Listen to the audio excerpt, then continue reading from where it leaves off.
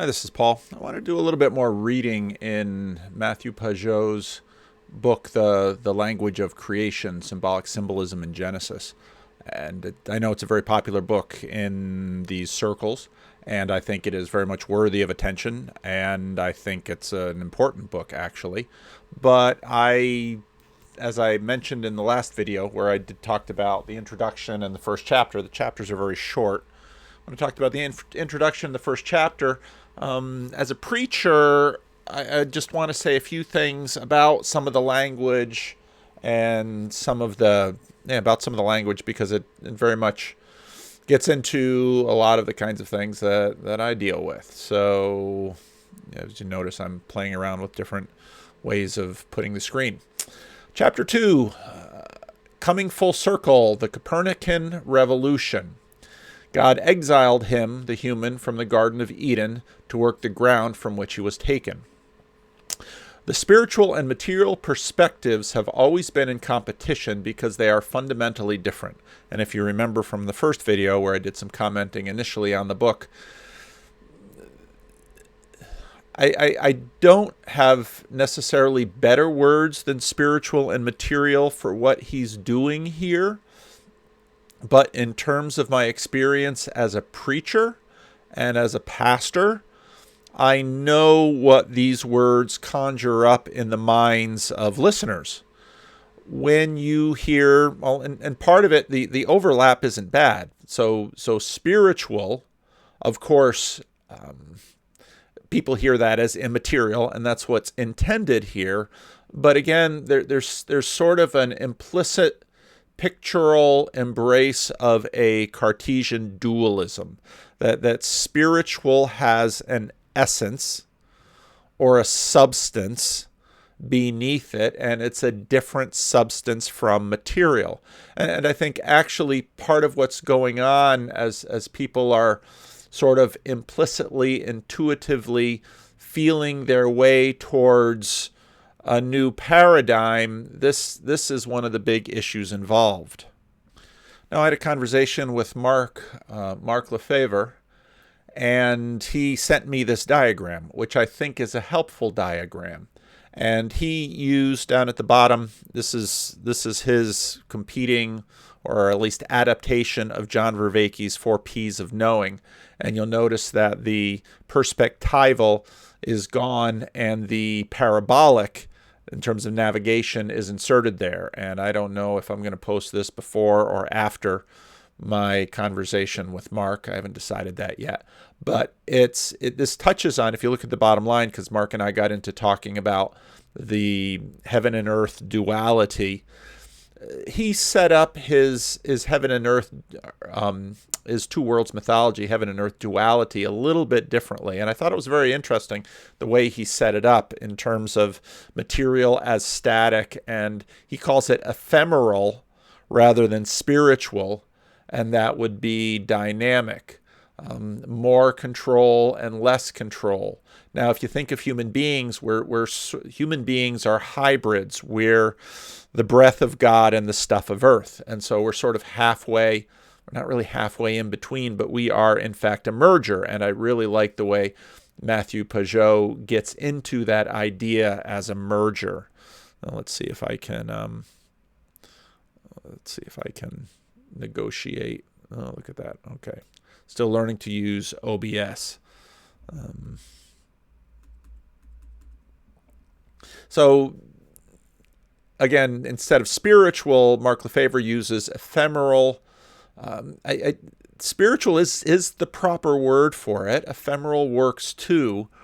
Material is the proper word for it. But again, there's a dualism that I find when I listen carefully to Christians about these things. And I think that dualism kind of lends us astray. So the spiritual and material perspectives, okay. And even that, so a spiritual perspective here would basically be a spiritual worldview, and he'll use that language a little bit later, and a materialist worldview. So a spiritualist worldview or materialist worldview, I would think, Aristotle comes into a lot of this because of Aristotle's ideas about causes. So spiritual and material perspectives have always been a competition because they are fundamentally different. Nevertheless, since neither of these worldviews has successfully subsumed the other, and subsumed again is a valid word, they have learned to coexist and even cooperate in the past. That's true. And I think that in many ways is what has happened in modernist Christianity. There are all these adaptations to a different world, and it's sort of put together. And I think a lot of those adaptations have led to the kinds of things that we've seen in the church. However, a series of important scientific discoveries have dealt a fatal blow to the spiritual worldview. And again, I think someone to check out on this is C.S. Lewis's Discarded Image. This very much is what Lewis's book, The Discarded Image, is about. And Lewis goes into great depths describing aspects of the ancient medieval worldview that I think Matthieu Pageau is trying to illustrate here. And of course, the Copernican revolution is big in that, in terms of a geocentric model of the universe versus a heliocentric model of the universe. And even just thinking about these things like we do reemphasizes in my mind sort of the pictorial nature of our imagination. The geocentric worldview had, in a sense, the conscious observer, the first-person conscious observer at its center. Now, if you read C.S. Lewis's Discarded Image, you'll notice that, again, the moon is sort of the beginning of the seven heavens, and the seven heavens correspond to the seven stars. The seven stars are the moon, the sun, Mercury, Venus, Mars, Jupiter, Saturn. Okay, those are the seven stars. They correspond again with Lewis to the seven books of Narnia.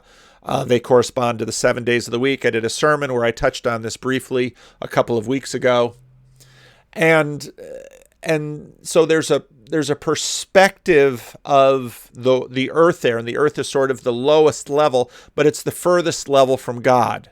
Okay, and the earth is sort of the bottom of the heap, and once you sort of cross over into space, into the lunar realm, then suddenly you're at a place where, well, all this decay stuff on Earth doesn't really sort of happen up there in the heavenlies. And again, Lewis's book, The Discarded Image, is really helpful on that. And so I would recommend, if you're getting into Pageau's book, The Language of Creation, read C.S. Lewis's The Discarded Image, because that will go into more detail of both the classical and the medieval perspectives on this. And Lewis at the book acknowledges also the death blow of the geocentric worldview. The scientific discoveries illustrated above were not merely technical in nature. They transformed our conceptions of space, time, and causality. Well, that's right. They all came together, sort of. Ultimately, these discoveries completely undermine the foundations of traditional metaphysics. Therefore, and again, you can see that Descartes is right there at the turning of this, and so you can see Descartes. I almost wonder if Descartes' spiritual substance isn't sort of a leftover category of this other perspective. Okay. Ultimately, these discoveries completely undermine the foundations of traditional metaphysics. Therefore, when these changes were taking place during the Copernican revolution, the stakes were much higher than merely defending geocentrism against heliocentrism. Remember Galileo, the math is better, and you can see Vervaeke's work on this. They were also preserving the spiritual perspective from a completely materialistic worldview. That's a really key sentence, because if you want to understand something of the modernist fundamentalist split, That's almost exactly what happens. By the time you get to the 19th and 20th century modernist fundamentalist divide, the materialist perspective is so completely dominant that fundamentalists basically adopt the patterns of creation, but just try to slide the Bible in there instead of science. And they approach the Bible as a form of science. I got into this in a little bit in my question and answer today. That was question and answer for January 22, for those of you who are watching this video later. From a scientific standpoint, it would be difficult to justify any attempts to cover up discoveries in order to preserve a debunked model of the universe. And again, you hear, well, the world is round. Well, it doesn't look round. And I often wonder if we didn't have pictures from the perspective of the Earth from the moon, if we wouldn't so much just see the Earth as a thing. And that's part of what all of these pictures that we grew up with of the round Earth and a round moon and the solar system with the planets coming out. If you go to a science museum, they'll usually have elaborate displays of this. And what those are doing is sort of rewiring our mental imaginaries beyond sort of this phenomenological perspective, which Jonathan Pageau regularly talks about. And sort of rewires us to say, oh, that's the real picture. But real in what way as opposed to the other? Well, the math works better, and you're very much going to want to know that math if you're going to be sending satellites and moon launches and expeditions to Mars, et cetera, et cetera. But there's a reality to the geocentric perspective that continues to endure.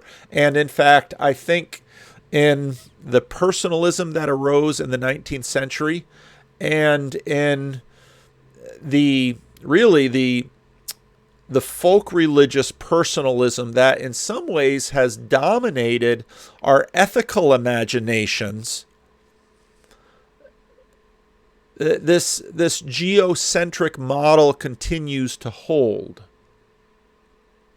However, from a biblical perspective, Matthieu goes on, this seems to be the proper response to the tragedy of the fall in Genesis. Okay. Losing the spiritual perspective. And again, I just, when you say that to a room full of evangelicals, they are going to be thinking something that isn't going to be helpful to the overall pursuit of the book.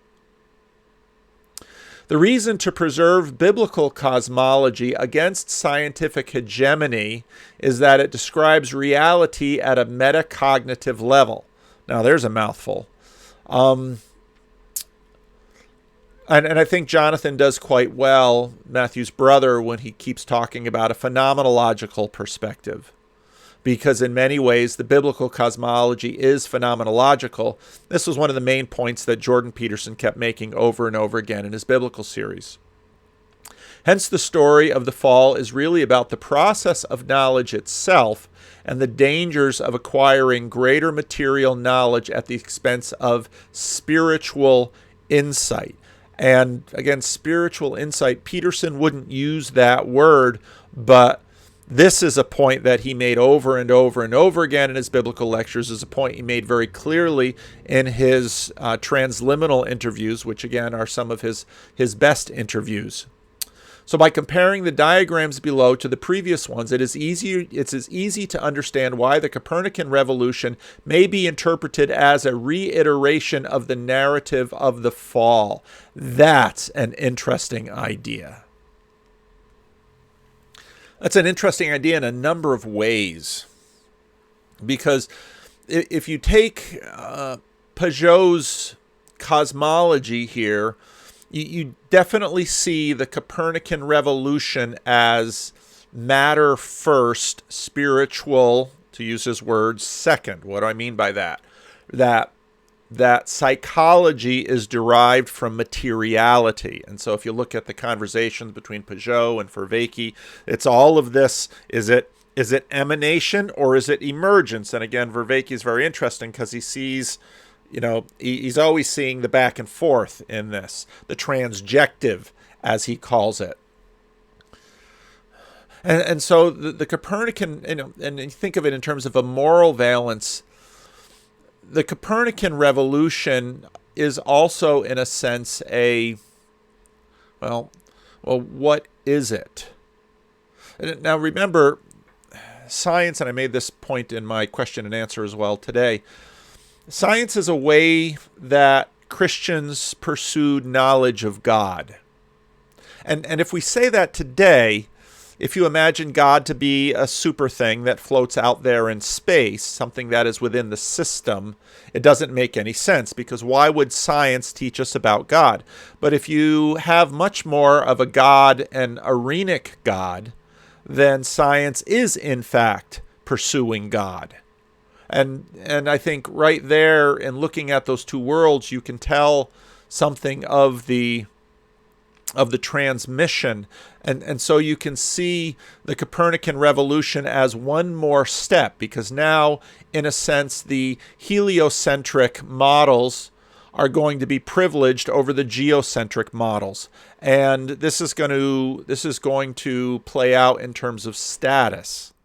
This is going to play out in terms of who has the preeminence in the social categories. And so Matthieu's observation of the Copernican revolution, sort of in symbolic resonance with the fall story, I think is really perceptive and very fruitful. The story of the Garden of Eden describes a state of innocence where humans occupied the central place in a relatively natural environment. Yeah, natural. I mean, all these words, when you're trying to do this kind of work, are just reasons to pause. This naive perspective conveniently provided humans with a full understanding of their role in the universe and the spiritual purpose of existence. Spiritual purpose of existence. What would be the spiritual purpose of existence? And again, I think you could talk about the spiritual purpose of materiality. See, and that's where I think, again, Pageau's work is very helpful, because in a sense he's saying spirit first, matter second, instead of matter first, spirit second. Because if you go matter first, spirit second, matter has no purpose and neither does spirit, and you're going to have a meaning crisis. If you go spirit first, matter second, then matter has purpose. And matter has meaning. And I think it's for this reason that it's the materialist world, and even Christians within the materialist world, that in fact have a meaning crisis. However, the garden was also a sheltered place. It was a tiny portion of a much greater world. Therefore, as soon as humans looked beyond the limits of the garden, their eyes were opened to a strange universe devoid of spiritual meaning. And this is where he's comparing the Copernican revolution with the story of Genesis 3. They knew that they were naked and saw their previous worldview as somewhat illusory.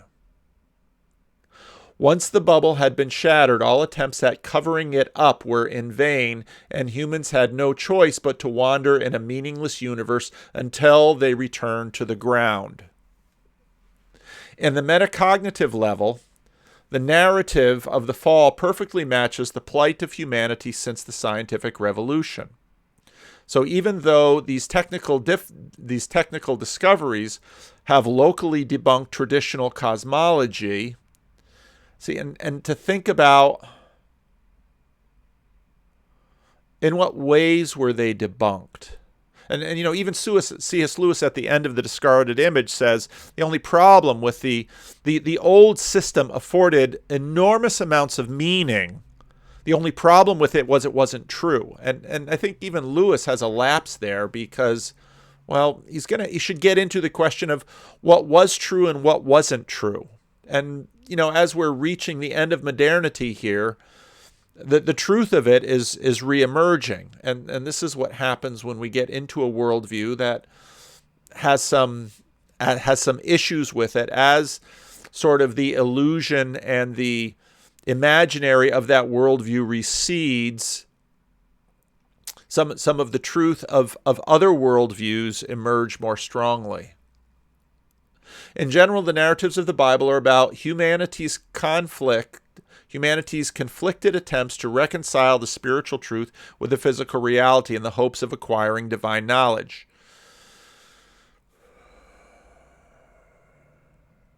I don't know if I would phrase it that way. I think I agree with Pageau that the overall goal is, in fact, the reconciliation of heaven and earth.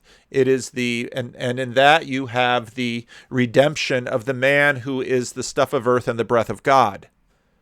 And to have the, as Pageau says, the spiritual and the material reconciled. I think that is the story of the Bible, and it's there at the beginning and it's there at the end.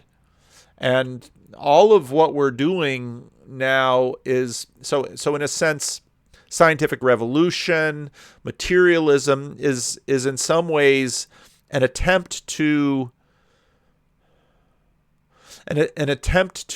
probably compensate for some of the imbalance of the previous systems. But as is almost always the case, we're swinging back and forth.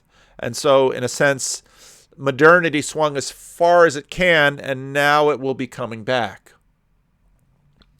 In general, the narratives of the Bible are about humanity's conflicted attempts to reconcile spiritual truth with physical reality in the hopes of acquiring divine knowledge. Okay, what do we mean by divine knowledge?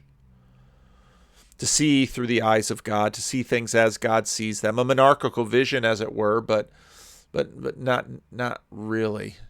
For that reason, the ancient stories of the Bible will survive and eventually transcend any scientific discovery. I think that's true, as long as we recognize that level of interpretation. I don't know if it's a level of interpretation. It's, I think, a perspective. Well, that's what interpretation is. It's a perspective into the text. Returning to the Garden of Eden. Well, maybe this is a good place to stop before I get too far into. Well, these chapters are pretty short. Reconstruction of the language of creation. Again, I already talked about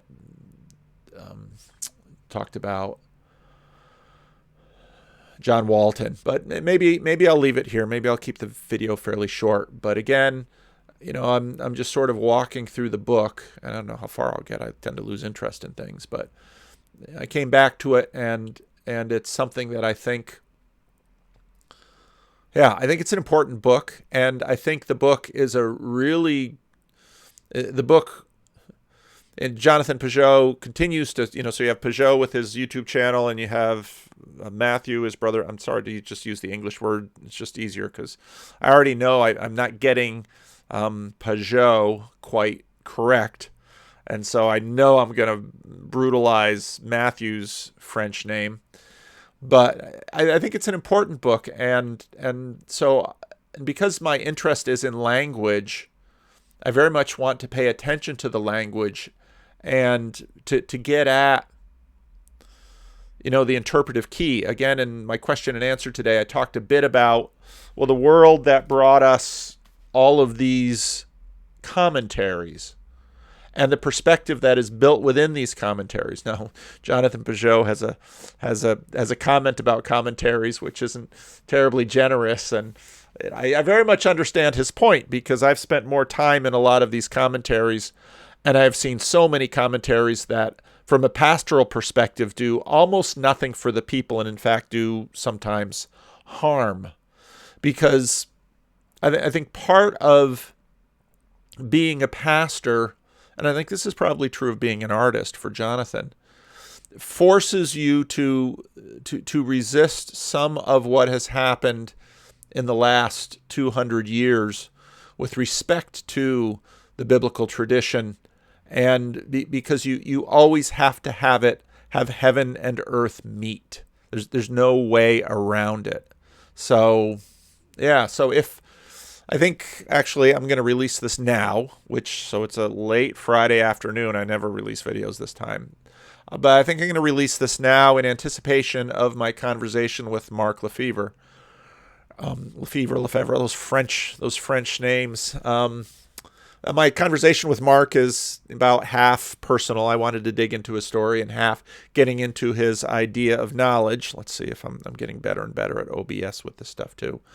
Mark, of course, has this diagram, and so, part of what I want to do is work together between the Vervaekean, what I can learn from John Vervaeke and his tribe over there, including Mark and Manuel and Mary, and sort of the Pageau corner of the internet. I mean, I'm always sort of, a Protestant is between the traditionalists, the Pageau brothers, and the scientists. Let's say that's represented by Vervaeke and his side. And so as a Protestant, I'm just kind of right there in the middle. So I'll leave it at that. And I don't know how long this video is, but it's long enough, I suppose. And I'll post it now. And we'll see where it goes.